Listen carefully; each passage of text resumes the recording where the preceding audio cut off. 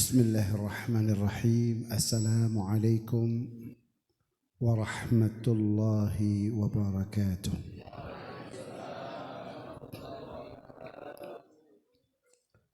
Alhamdulillah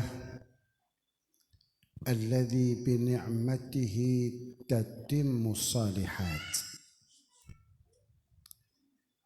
wa bi ijtima'i fi baitin min buyutihi limadhi habibihi wa mustafah sallallahu alaihi wasallama tatanazzalu ar-rahamatu wal barakat wassalatu wassalamu ala sayyidina wa habibina وشفيعنا وقرة أعيننا محمد أفضل أهل الأرض والسماوات وعلى آله وأصحابه السادة القادات اللهم فصل وسلم وعظم وكرم ومجد على سيدنا ومولانا محمد الفاتح لما أغلق والخاتم لما سبق ناصر الحق بالحق والهادي إلى صراطك المستقيم وعلى آله وصحبه حق قدره ومقداره العظيم. Yang saya hormati Bapak Lurah,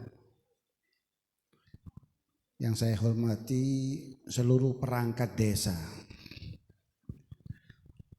yang saya hormati para tokoh masyarakat, para asatidz, wabil khusus Al-Ustadz Khalil dan ustadz-ustadz yang lain yang saat ini telah hadir bersama kita dalam acara ini.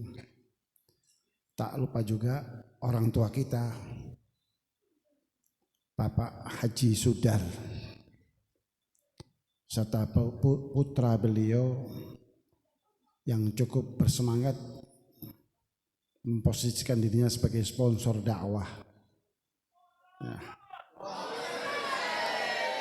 Haji Agung, serta hadirin hadirat sekalian yang kesemuanya insya Allah diberkati dan dimuliakan oleh Allah. Marilah pada kesempatan yang baik ini, di pertemuan kita yang semoga diridhai dan diberkahi oleh Allah ini, kita bersama-sama memanjatkan puja dan puji syukur kita ke hadirat Allah Subhanahu wa taala, di mana semata berkat limpahan rahmat, taufik, hidayah dan inayahnya, maka di tengah-tengah kesibukan kita menjalankan aktivitas kehidupan ini, kita masih diberikan kesempatan oleh Allah untuk bisa menghadiri majelis-majelis seperti ini, majelis-majelis yang luar biasa manfaat serta perannya untuk kehidupan seorang anak manusia. Majelis yang sedikit perlu saya garis bawahi ini agar menjadi kesadaran kita bersama. Nah, tadi oleh membawa acara sudah disebutkan, ya, majelis yang dihadiri oleh pecinta-pecinta baginda Rasul sallallahu alaihi wasallam. Dan cinta Rasul ini adalah sebuah unsur yang sangat penting bagi kehidupan kita sebagai seorang muslim, muslimah, mukmin, mukminah. Karena demikianlah di dalam kacamata syariat kita, cinta Rasul itu menduduki posisi yang amat sangat strategis dan amat sangat menentukan.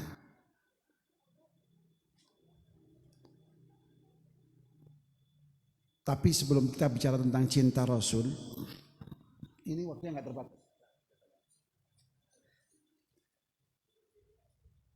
Tapi kata Pak Lurah tadi sudah penutupan. Ya katanya koordinatornya unlimit ini Pak Lurah. Unlimit artinya tidak ada batas itu. Siap untuk mendengar yang baik ya. Alhamdulillah. Ini lurah seperti lurah kita ini perlu kita dukung dan kita sokong. Iya. Semoga jadi penggerak masyarakat yang baik. Ya. Menjadi motor penggerak masyarakat ke arah yang baik. Ya. Kalau sudah lurahnya rajin dengarkan pengajian, insya Allah masyarakatnya juga akan rajin dengarkan pengajian. Ya. Amin Allahumma amin. Saya ingin menggarisbawahi majelis kita ini supaya ini menambah semangat kita dan kita sampai pada kesimpulan betapa beruntungnya kita sebagai hamba Allah. 15 abad yang silam Rasul Shallallahu Alaihi Wasallam di depan khalayak para sahabatnya, beliau menyampaikan kepada para sahabatnya tentang makna, fungsi, dan peran dari sebuah majelis ta'lim, majelis maulid, majelis salawat, majelis dzikir sebagaimana yang saat ini sedang kita hadiri. Apa sabda Rasul sallallahu alaihi wasallam? Ahlan wa sahlan bi Ustaz Saifuddin. Fadhal ya Ustaz, fadhal. Aba. Fadhal.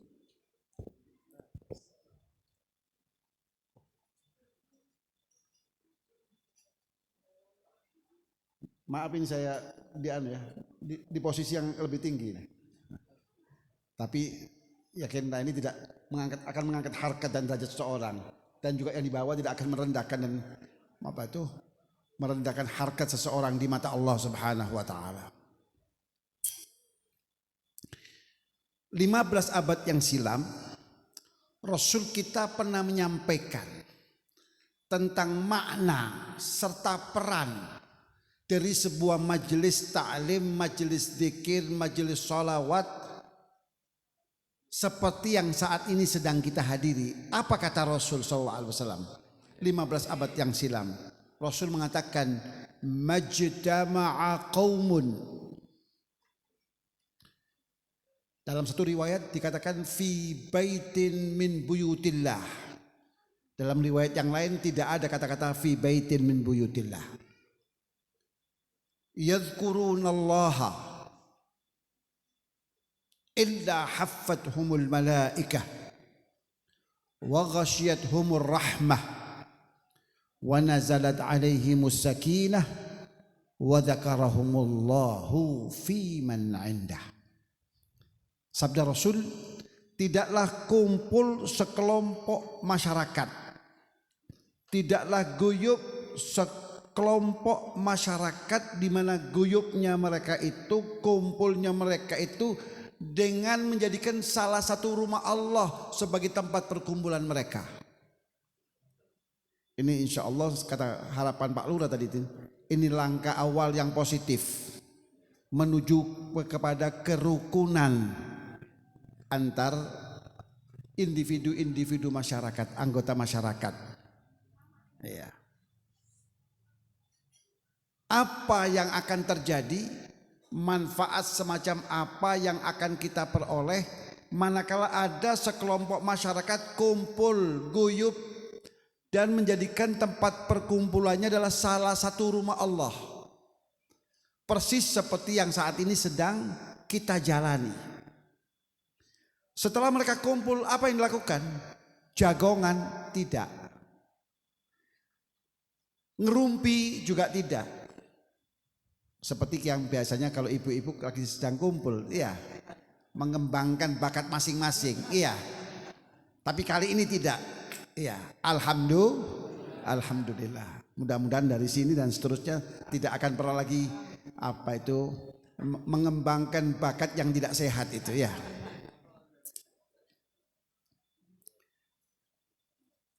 Apa yang akan terjadi, manfaat semacam apa yang akan diperoleh jika ada sekelompok masyarakat kumpul-kumpul di dalam salah satu rumah Allah di masjid, di mana kumpulnya mereka itu tiada lain untuk berzikir kepada Allah, bertasbih, bertahmid, bertakbir, bertahlil, serta berselawat dan bersalam kepada Nabi kita Muhammad sallallahu alaihi wasallam. Kata Rasul, kalau itu yang dilakukan oleh masyarakat itu, maka minimal ada 4 anugerah Allah. Minimal ada 4 karunia langit yang akan turun ke majelis kita ini dan akan dijadikan oleh-oleh untuk kita pulang ke rumah nanti. Lalu Rasul merinci akan anugerah-anugerah Allah yang 4 tadi itu. Kata Rasul, yang pertama, haffathumul malaikah. Tanpa kita sadari, saat kita kumpul di tempat ini, saat kita duduk di atas hamparan karpet masjid ini, tanpa kita sadari nun jauh di sana, di alam malakut. Malakut itu artinya alam yang luar biasa besarnya. Diambil dari kata-kata malak, ketambahan waw dan tak. Malakut itu menunjukkan betapa besarnya alam itu. Maksudnya adalah alam hunian para malaikat. Alam hunian para malaikat itu pernah diberikan bocoran oleh Allah dalam satu ayat, di mana sehari di alam malakut itu setara dengan 50.000 tahun di alam dunia kita ini. Jadi kalau kita mau mengibaratkan seperti apa, nggak mampu kita membayangkannya. Betapa dahsyatnya alam malaikat. Nah, nun jauh di sana di alam malakut saat ini, detik ini Allah perintahkan kepada para malaikat rahmatnya itu untuk turun ke dunia ini, tepatnya untuk turun ke bumi sakti planet hunian manusia ini, untuk turun ke desa Genengan ini, untuk turun ke majelis kita ini. Seraya Allah memerintahkan kepada para malaikat-malaikatnya itu untuk membentangkan sayapnya guna mengayomi orang-orang yang hadir di majelis tersebut. Jadi saat ini, detik ini, kita sedang berada di bawah sirip-sirip sayap malaikat rahmat Allah. Memang secara kasat mata kita di bawah naungan atap masjid ini, tapi hakikatnya sebagaimana yang diinformasikan oleh baginda Rasul, bahwa saat ini kita sedang berada di bawah sirip-sirip sayap malaikat rahmat Allah. Luar biasa. Kalau kita mau gambarkan, kita ini ibarat anak-anak ayam yang kecil itu. Begitu induk ayam merasa terancam anak-anaknya, dia akan apa itu? Menyibakkan sayapnya dan mengayomi anak-anaknya di bawah bentangan sayapnya. Kira-kira posisi kita seperti itu, seperti anak-anak ayam yang sedang berada di bawah sirip sayap induknya. Lalu apa arti perlindungan Allah melalui malaikat rahmatnya itu? Kita bangsa manusia memang telah ditakdirkan oleh Allah menjadi makhluk yang mulia dari sisi fisik. Allah berfirman, laqad karramna bani Adam. Sungguh kami telah muliakan anak Adam, bangsa manusia. Maka kita ini dari sisi fisik kita ini menjadi mulia, makhluk yang paling indah di antara makhluk-makhluk Allah. Tapi keindahan fisik kita tidak menjadikan kita ini makhluk Allah yang super dalam segala hal. Ternyata di balik kesempurnaan fisik kita, kita manusia ini adalah makhluk yang dhaif, makhluk yang lemah. Allah berfirman, wa khuliqal insanu dha'ifa, dan adalah manusia itu diciptakan oleh Allah dalam keadaan lemah dan tidak berdaya.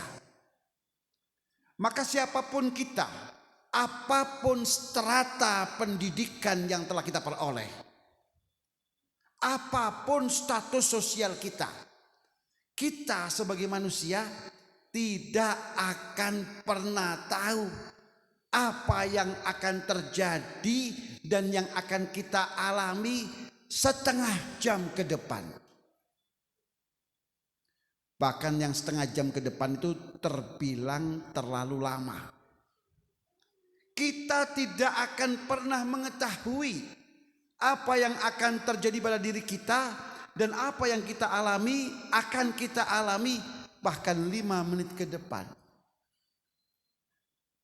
Jadi bohong besar kalau ada manusia yang mengklaim dirinya bahwa dia dapat meneropong masa depan, bahwa dia dapat mengetahui masa depan. Siapapun itu, apapun statusnya, mau paranormal, mau para abnormal, ya, itu tidak ada, dan itu merupakan kebohongan publik. Jadi kalau hari ini rame ya, di TV-TV itu SMS saya, Anda akan saya ramal nasib Anda, masa depan Anda, itu merupakan kebohongan publik, penipuan berdasarkan Al-Quran. Kata Allah, wala ya'lamul ghaiba illallah. Tidak ada yang mengetahui tentang hal-hal yang gaib itu kecuali Allah. Paham Pak ya? Ini ngaji cerdas. Jadi umat Muhammad tidak pantas dan tidak layak datang ke orang-orang pinter minta diramal masa depannya. Ngaku umat Muhammad itu tidak benar. Paham ya?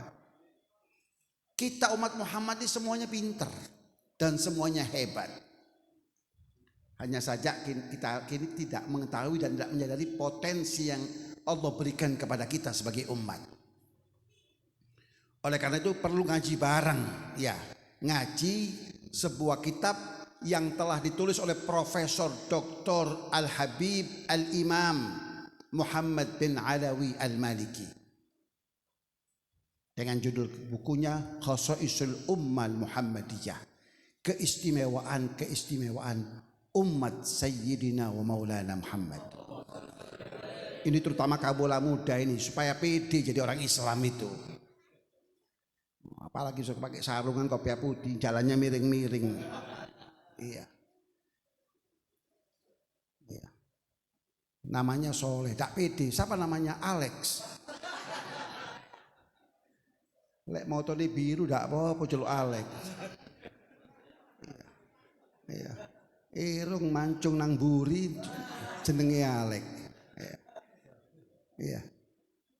Nama sudah bagus-bagus, soleh. Iya. Sopo jenenge Alex. Pakai belakangnya ono ngesisig Alex. Iya. Makanya kita ngaji bareng supaya kita ini tahu potensi yang kita miliki. Dan untuk itu saya siap saja.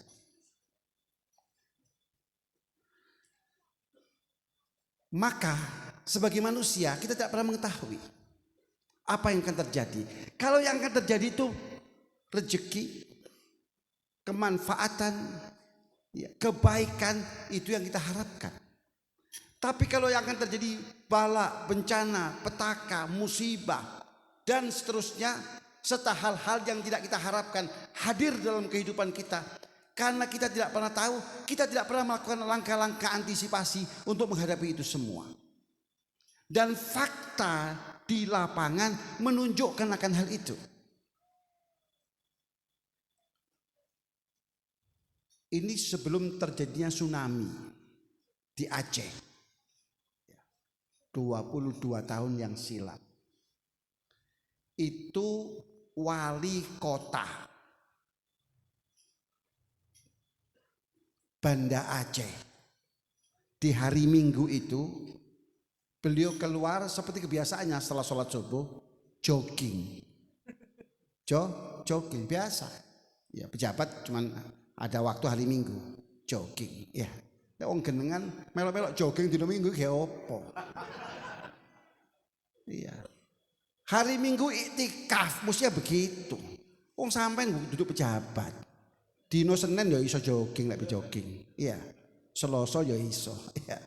Kenapa harus hari Minggu? Kok sibuk-sibuk ya. Nah, sang pejabat andaikan dia tahu saat jogging itu dia tidak akan pernah kembali, maka niscaya dia tidak akan melakukan jogging saat itu. Ternyata sewaktu dia jogging, dia sudah dinanti dan ditunggu oleh Mbak Tsunami dan tidak pernah kembali ke rumah.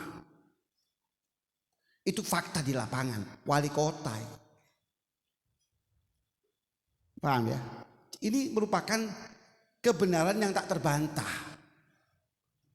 Maka jika yang akan terjadi itu bencana, petaka, musibah dan seterusnya, insya Allah karena berkat perlindungan Allah kesemuanya itu akan tertolak dan tertangkal. Berkat hadirnya kita di majelis-majelis semacam ini. Kalau yang akan terjadi itu bencana, maka bencana itu akan tertangkal. Yang akan terjadi bala itu akan tertolak. Berkat apa? Berkat perlindungan Allah. Yang perlindungan itu kita peroleh dari hadirnya kita di majelis-majelis semacam ini. Jadi artinya orang-orang atau komunitas masyarakat pecinta majelis, pecinta sholawat, pecinta maulid adalah orang-orang yang kehidupannya jauh lebih aman daripada yang lainnya.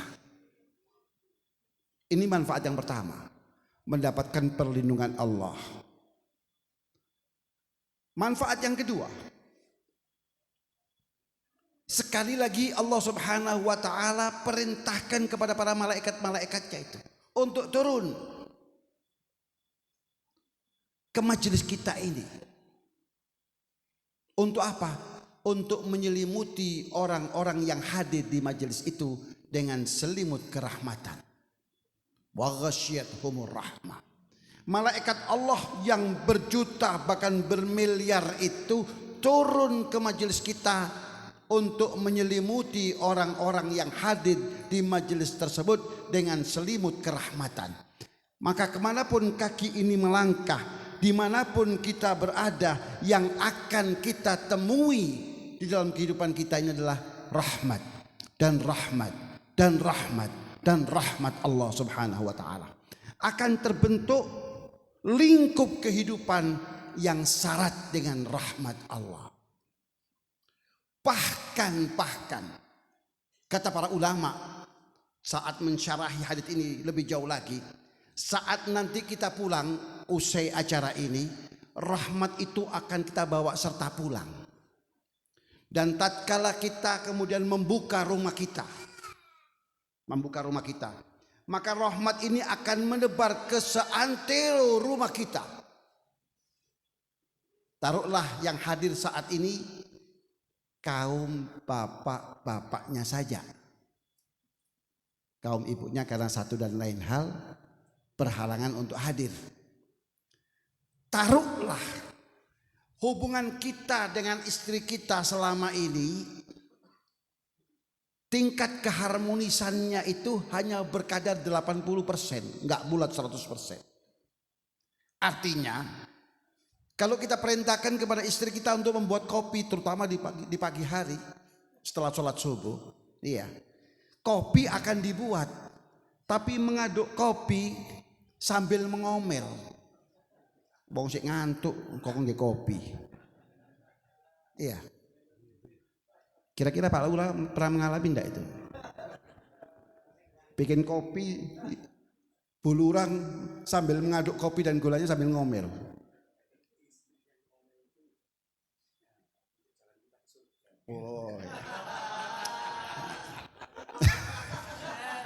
Ini falsafahnya Pak Lurah luar biasa. Tidak tahu saya karena termasuk tipe-tipe suami takut istri atau iya.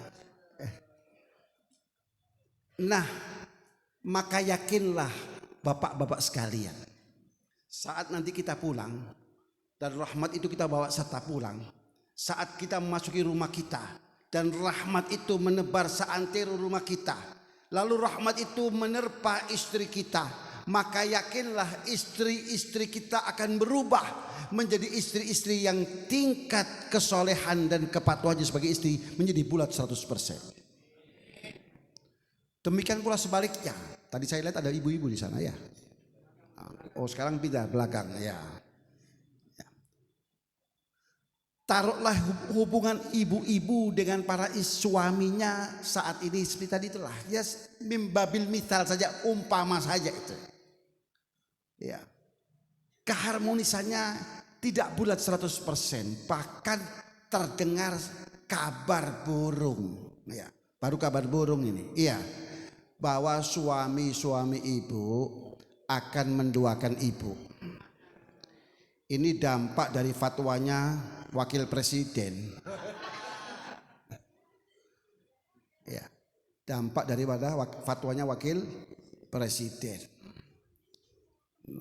Urusan rumah tangga sampai wakil presiden ngurusi itu apa?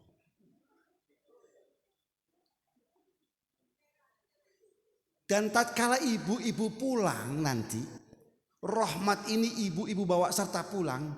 Dan tatkala ibu memasuki rumah ibu, rahmat ini akan menebar seantero rumah ibu.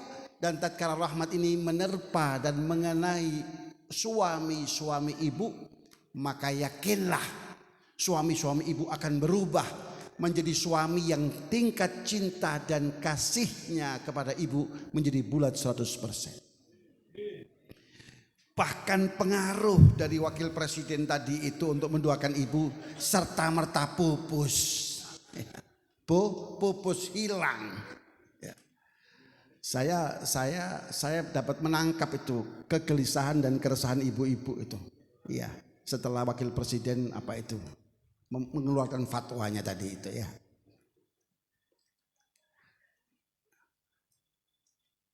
Demikian pula dengan anak-anak kita.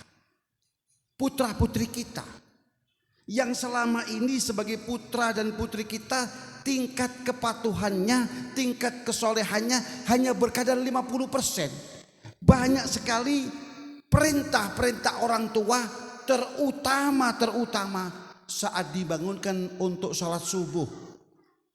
Biasanya hanya direspon dengan menggeliat saja. Tatkala kita nanti pulang, bapak dan ibu pulang, lalu rahmat ini ibu bapak bawa serta pulang, dan saat ibu membuka pintu rumah ibu, lalu rahmat ini akan menebar seantero rumah ibu. Dan tatkala rahmat ini mengenai anak-anak ibu, putra putri ibu, yakinlah bahwa anak-anak kita akan berubah menjadi anak-anak yang tingkat kepatuhan dan kesolehannya menjadi bulat 100%. Sehingga rumah tangga yang sakinah, yang penuh nuansa mawaddah warahmah, suami sayang istri, istri cinta suami, anak-anak yang soleh dan soleha akan muncul ke permukaan sebagaimana yang selama ini kita harapkan. Hal itu bukan karena apa-apa, bukan karena kita ada kenaikan pangkat, iya, gaji kita dinaikkan. Bukan, tapi semata-mata karena berkat majelis-majelis semacam ini. Jadi kontribusi serta peran majelis semacam ini itu luar biasa untuk kerukunan rumah tangga kita. Untuk menciptakan rumah tangga yang sakinah, yang penuh dengan nuansa mawaddah warahmah, bahwa perannya amat sangat besar. Itu merupakan karunia Allah yang kedua. Karunia Allah yang ketiga, wa nazalat alaihimus sakinah. Untuk kala yang ketiga, Allah perintahkan kepada para malaikat-malaikat yaitu untuk turun ke majelis kita ini guna mengkaruniai dan menganugerahi masing-masing orang yang hadir itu dengan karunia Allah yang amat sangat luar biasa berharganya, amat sangat luar biasa nilainya, yang setiap individu-individu manusia ini amat sangat membutuhkannya. Apa itu? Sakinatullah. Apa itu sakinatullah itu? Sakinatullah itu tiada lain adalah ketenangan hati dan ketentraman jiwa. Jiwa yang tenang, hati yang tentram adalah milik komunitas masyarakat yang cinta majelis zikir, milik masyarakat yang cinta majelis salawat, milik masyarakat yang cinta majelis ilmu pengetahuan agama. Sehingga dapat dipastikan orang-orang yang cinta majelis zikir, cinta majelis maulid, cinta majelis salawat, tampilannya akan berbeda dari manusia kebanyakan. Kalau manusia kebanyakan mudah untuk tersulut emosinya karena isu-isu murahan dari isu-isu kehidupan ini. Manusia kebanyakan akan mudah tersulut emosinya karena ya berita-berita yang tidak dapat dipertanggungjawabkan, atau yang lebih kita kenal dengan berita-berita hoax. Masyarakat kebanyakan sering larut dan bahkan bukan sekedar larut, tapi resah dan gelisah karena isu-isu kehidupan.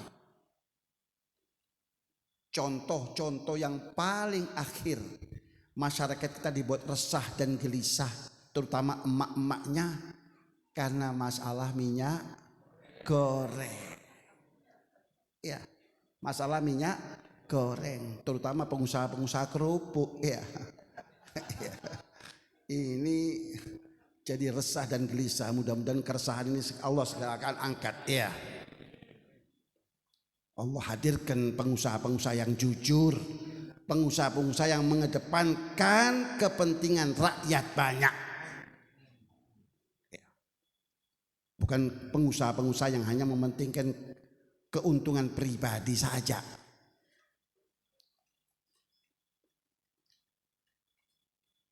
Maka masyarakat pencinta majelis zikir, majelis salat tampilannya akan berbeda.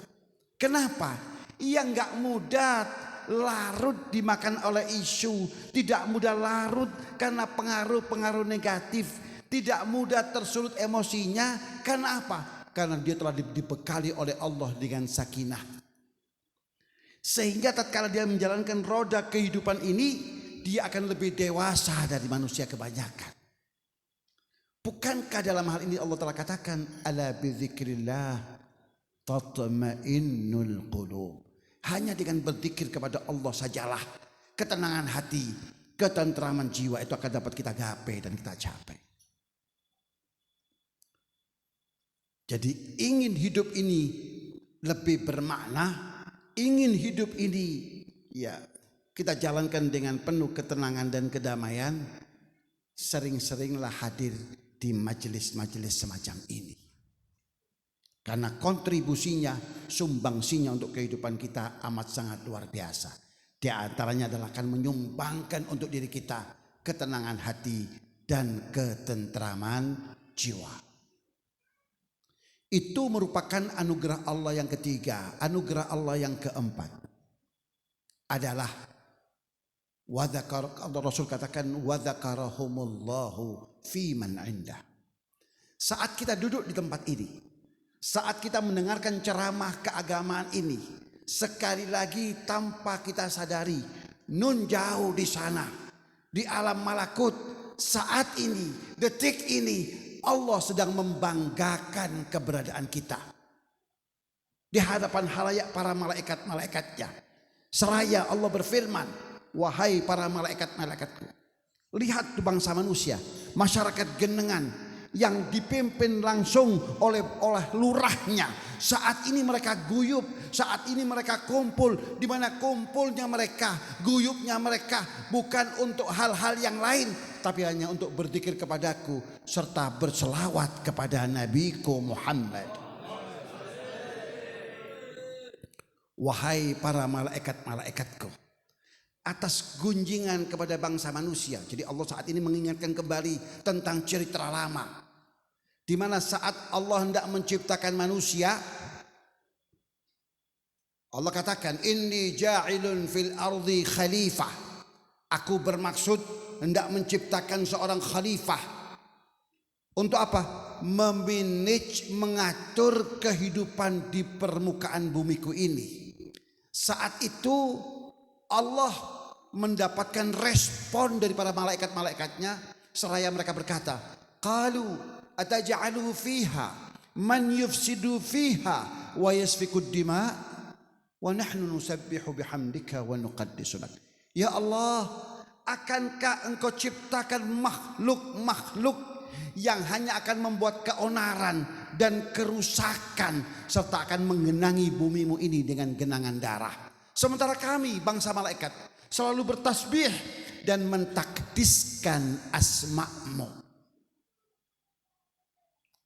Maka Allah berfirman, qala inni a'lamu ma la ta'lamun.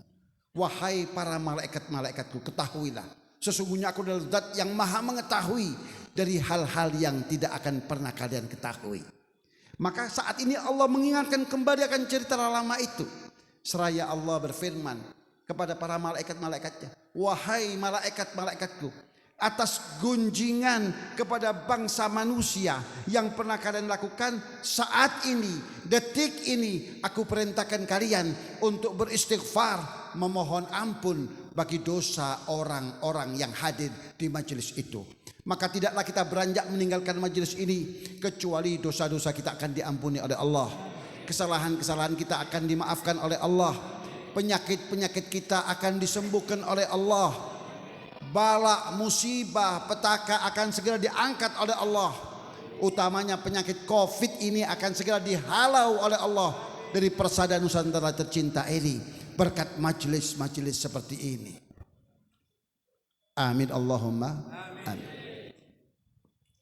Saya juga tertarik dengan apa yang dikatakan oleh pembawa acara tadi itu tentang cinta Nabi dan tentang bacaan sholawat yang kita baca pada malam hari ini. Ketahuilah bahwasanya selawat yang kita baca, maulid yang kita baca pada malam hari ini, itu nuansanya berbeda dengan malam-malam sebelumnya. Selawat yang kita senandungkan dan kita lantunkan untuk baginda Rasul pada malam hari ini, itu berbeda nuansanya dengan solawat-solawat yang kita baca sebelumnya. Kenapa? Karena selawat yang kita baca pada malam hari ini bertepatan pada bulan Sya'ban. Bulan Sya'ban itu bulan yang telah diklaim oleh baginda Rasul, wa Sya'banu syahri, dan adalah Sya'ban itu bulanku. Mengapa Rasul SAW mengklaim bahwa bulan Sya'ban adalah bulan beliau? Itu tersebab karena peristiwa-peristiwa yang terjadi di dalam bulan Sya'ban ini yang mencerminkan dan menggambarkan betapa agungnya Rasul kita Muhammad, betapa mulianya Rasul kita Muhammad, betapa tinggi pangkat dan derajat Rasul kita Muhammad, betapa besarnya cinta Allah kepada Rasul kita Muhammad. Dan Allah tidak hendak mengecewakan hati Rasul kita Muhammad, hati yang berkait dengan kepentingan, kemaslahatan dan kebahagiaan umat. Maka salah satu peristiwa yang mencerminkan akan hal itu adalah turunnya firman Allah, innallaha wa malaikatahu yusalluna 'alan nabi ya ayyuhalladzina amanu sallu 'alaihi wa sallimu taslima. Itu turun tepat di dalam bulan Sya'ban, maka amalan yang paling ideal untuk kita laksanakan di dalam bulan Sya'ban ini adalah banyak-banyak berselawat dan bersalam kepada Nabi kita Muhammad. Utamanya selawat yang kita baca pada hari Jumat ini nuansanya berbeda. Guru saya Profesor Dr. As-Sayyidi wa Imami As-Sayyid Muhammad bin Alawi Al-Maliki di dalam kitabnya Khasaisul Ummah Muhammadiyah pada bab tentang fawaidus shalah 'alan Nabi sallallahu alaihi wasallam. Ya, faedah-faedah berselawat dan bersalam kepada Rasul Muhammad sallallahu alaihi wasallam. Beliau menyebutkan pada faedah yang ke-36 bahwa selawat kita ini menjadikan kita punya kesempatan untuk nama kita disebut di hadapan Rasulullah. Dan kemudian Rasul juga menyebut nama kita. Dan sebutan itu pastinya sebuah kehormatan yang gak ada bandingannya. Sampean disebut Pak Lurah. Ya, Pak Lurah ngarep kita. Ya, wis bangga. Pak Lurah ngerasanya aku. Disebut-sebut nama saya. Paham ya? Padahal cuman Pak Lurah. Mudah-mudahan Allah angkat harkat derajatnya dunia akhirat. Ya, menjadi orang yang mulia dunia akhirat. Sebab mulia saja di dunia nggak apa itu, tidak menentukan. Mulia saja di dunia tidak menentukan. Untuk apa kalau kita tiarap di akhirat? Ya. Na'udzubillah. Tapi sebagai muslim adalah memohon kepada Allah kemuliaan dunia akhirat. Nah, innallaha. Ini apa itu? Ayat yang akrab dengan telinga kita. Dan saya yakin setiap muslim akan menghafalnya itu. Pasti menghafalnya. Mafhumah? Nah, tetapi apakah kita faham apa maksud, apa rahasia besar di balik firman Allah ini? Allah mengatakan innallaha, sesungguhnya Allah yang mana? Allah yang Maha Rahman, Allah yang Maha Rahim, Allah yang Maha Malik, Allah yang Maha Kudus, Allah yang Maha Salam, Allah yang Maha Muhaimin, Allah yang Maha Pengayom akan hamba-hambanya. Kapan?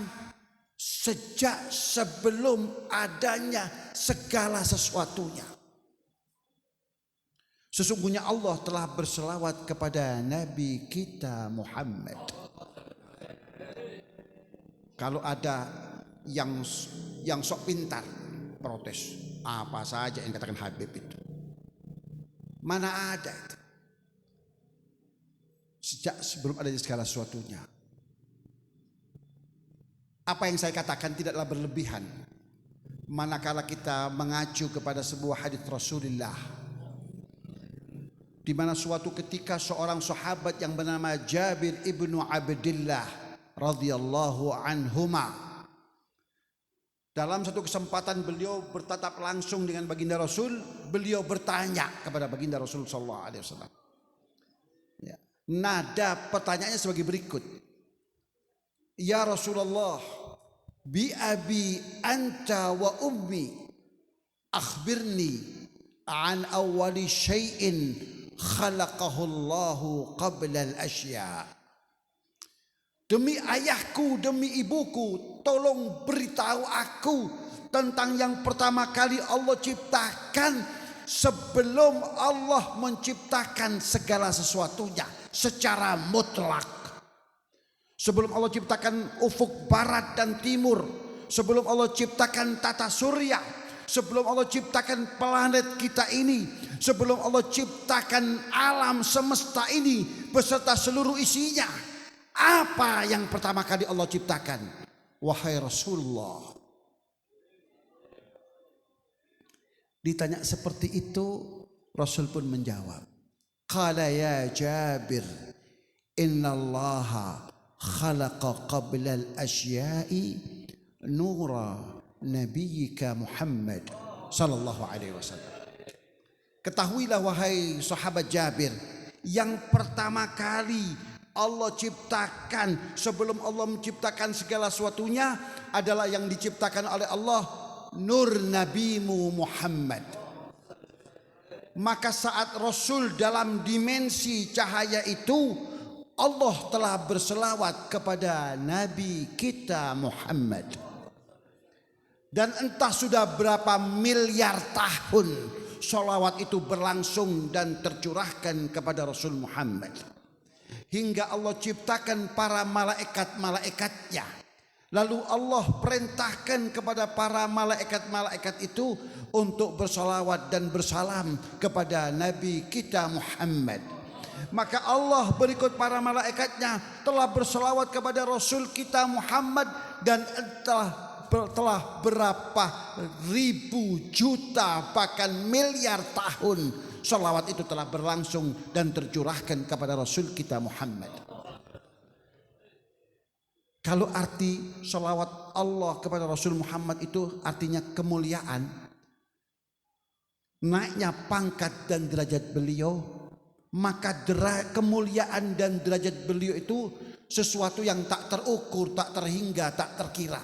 Tidak ada makhluk yang mengetahui seperti apa kemuliaan Rasul kita Muhammad. Hanya Allah lah semata yang mengetahuinya. Hingga kemudian Allah ciptakan manusia pertama, Adam alaihi salam. Maka demi mengangkat harkat dan derajat manusia, Allah pindahkan atas kekuasaannya, Allah pindahkan sang cahaya itu dari dimensi cahaya ke dimensi manusia. Dipindahkan ke tulang sulub Adam alaihi salam.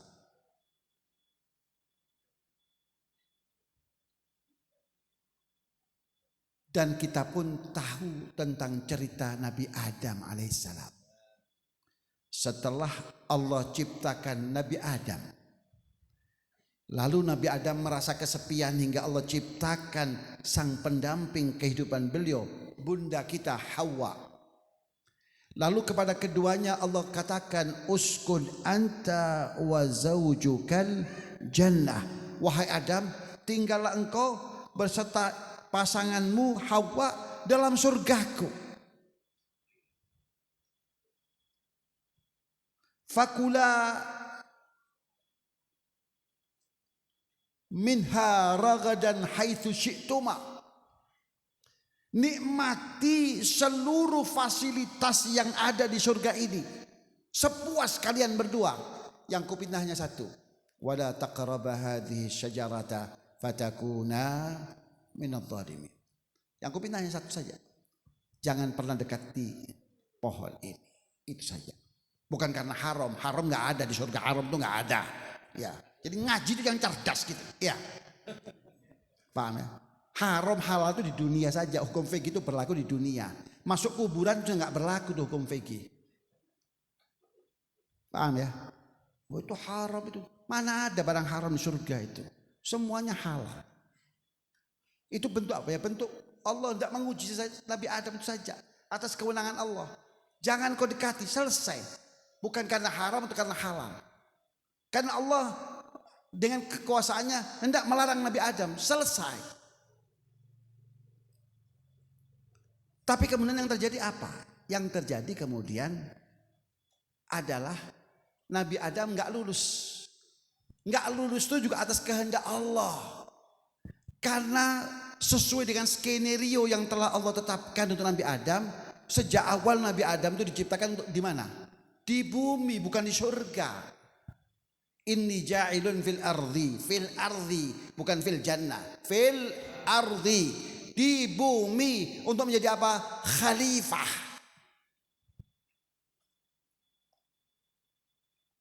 Untuk apa itu khalifah? Untuk memanage kehidupan di bumi ini, ngatur kehidupan di bumi.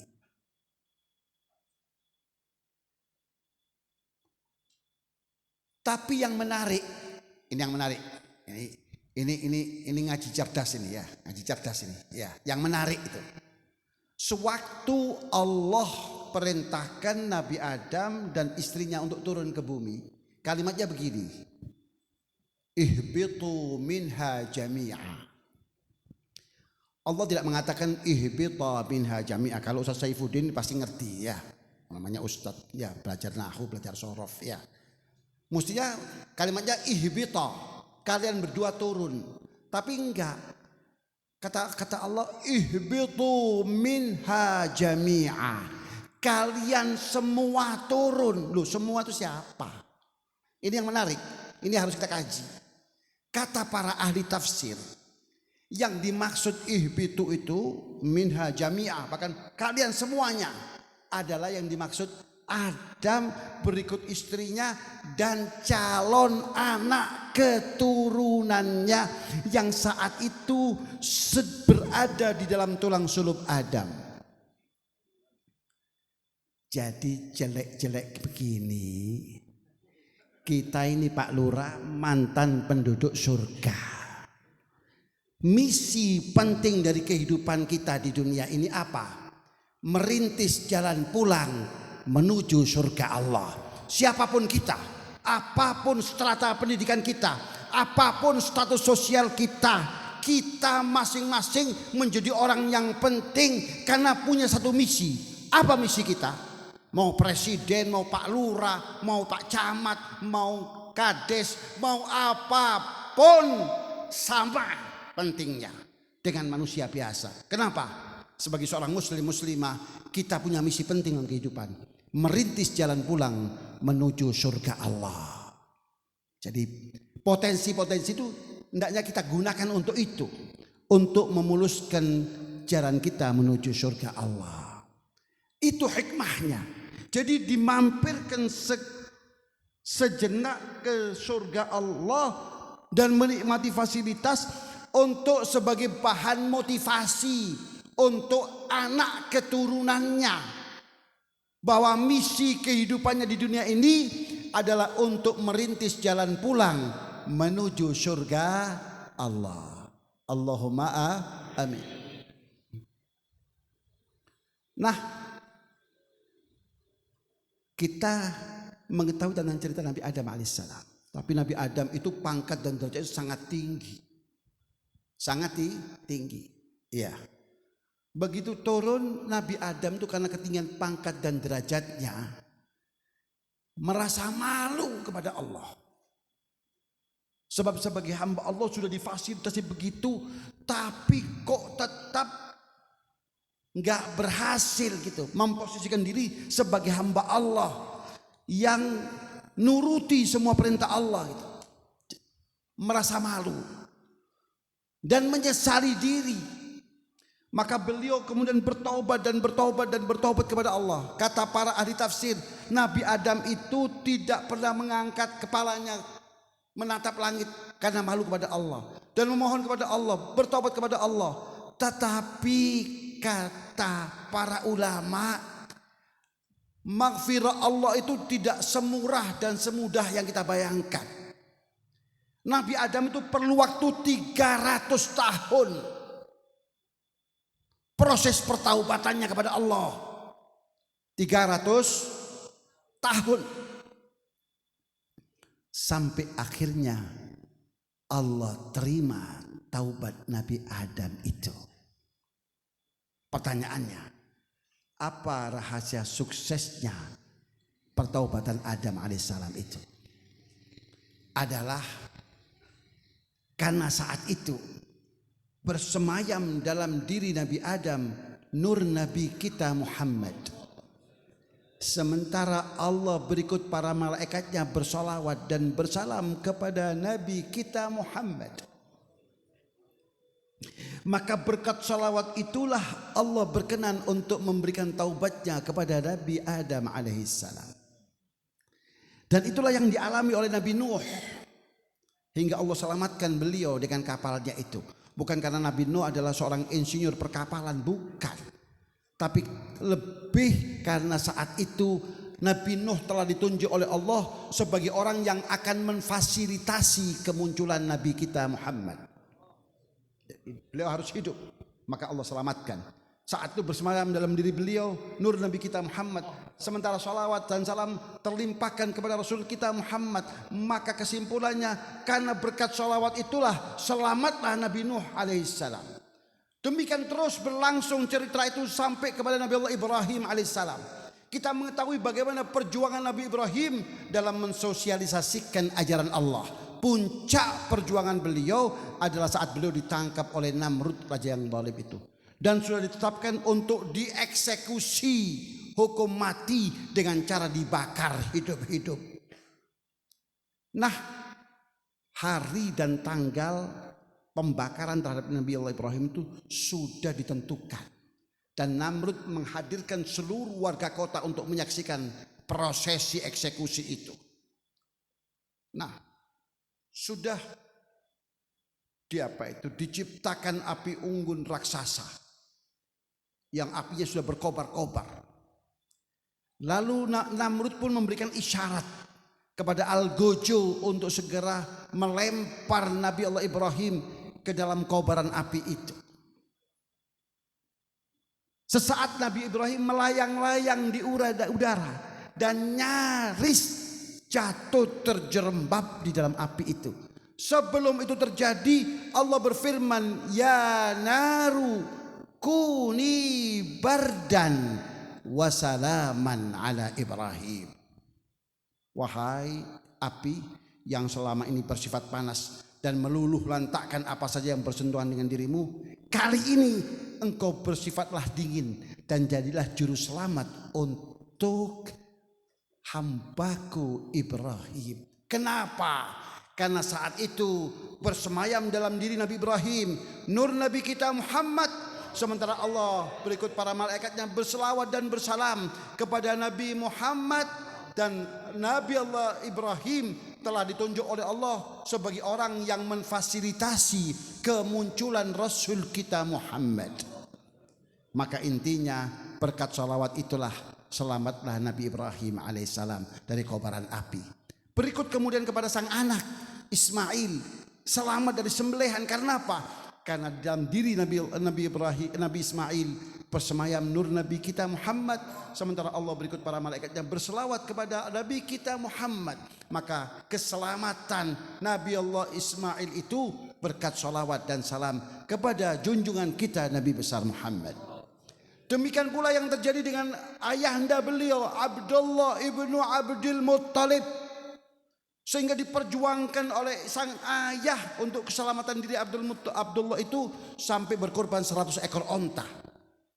Hal itu karena dalam saat itu bersemayam nur Nabi kita Muhammad. Sementara Allah berikut para malaikatnya berselawat dan bersalam kepada Nabi Muhammad. Maka rahasia keselamatan Sayyidina Abdullah ibnu Abdul Muttalib adalah berkat salawat dan salam kepada Nabi kita Muhammad. Setelah cerita panjang itu yang selama ini menjadi rahasia Allah, Allah turunkan kemudian pada bulan Sya'ban. Untuk apa? Untuk disimak, dibaca dan diimani oleh umat Muhammad. Maka Allah berfirman, "Ya ayyuhalladzina amanu," wahai orang-orang yang beriman. Karena yang patut untuk mendapatkan rahasia yang maha berharga ini adalah hanya orang-orang yang beriman.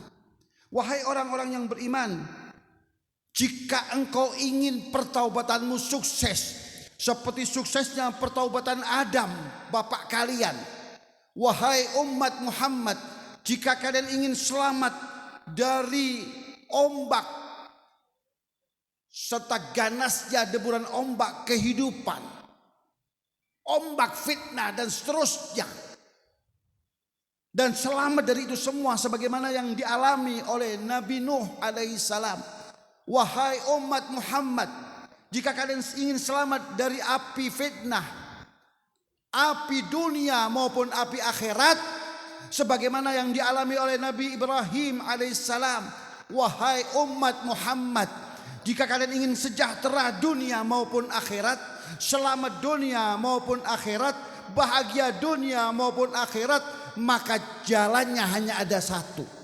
pintunya hanya ada satu, kuncinya pun hanya ada satu, yaitu sallu alaihi wasallimu taslima.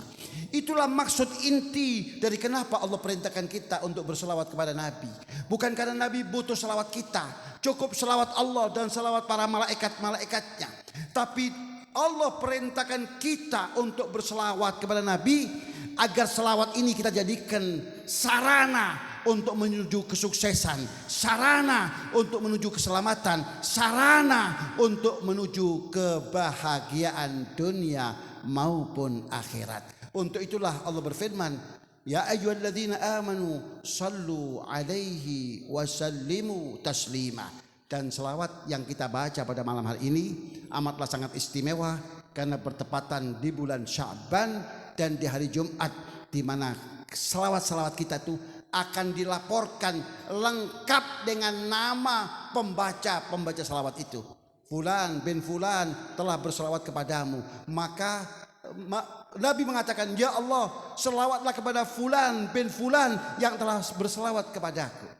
Jadi majelis kita malam ini luar biasa nilainya, ya, apalagi dihadiri oleh Pak Lurah, makin luar biasa. Mudah-mudahan Pak Lurahnya istiqomah, bukan kali ini saja, tapi mudah-mudahan istiqomah, ya, menjadi motor penggerak masyarakat untuk ke arah kebajikan.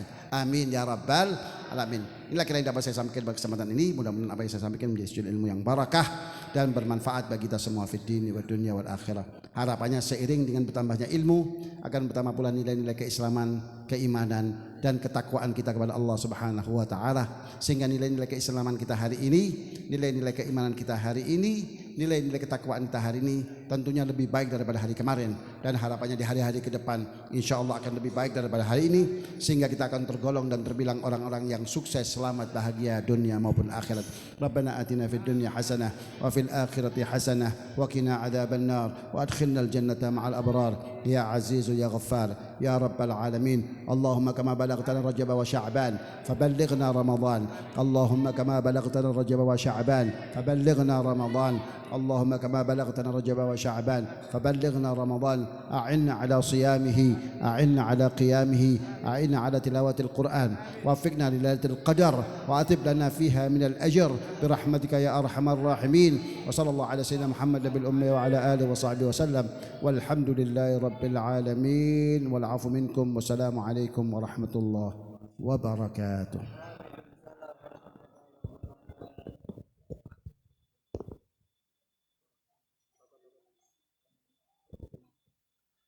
Alhamdulillahirabbil alamin. Demikian tadi mauidhah hasanah dari guru kita semua, Al Ustadz Al Habib Husin bin Akil dari Probolinggo. Semoga Allah Subhanahu wa taala memberikan pertolongan, kita bisa mengamalkan dan kita bisa menyampaikan ke saudara-saudaranya. Para jamaah yang berbahagia, mewakili